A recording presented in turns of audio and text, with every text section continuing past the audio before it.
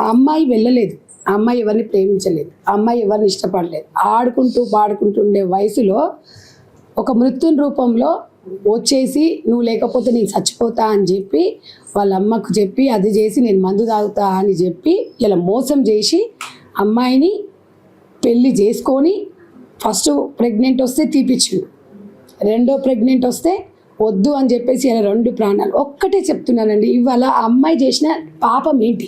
అసలు ఆ అమ్మాయి ఏం నేరం చేసింది? అసలు చంపడానికి అతనికి ఎవరు రైట్ ఇచ్చిండ్రు? ఇది ఒక్కసారి మనం అందరం మానవత్వంతో ప్రతి ఒక్కరు మనం ఆలోచించాలి. ఇవాళ ఇక్కడ జరిగింది, రేపు ఇంకో బిడ్డకు జరగవచ్చు.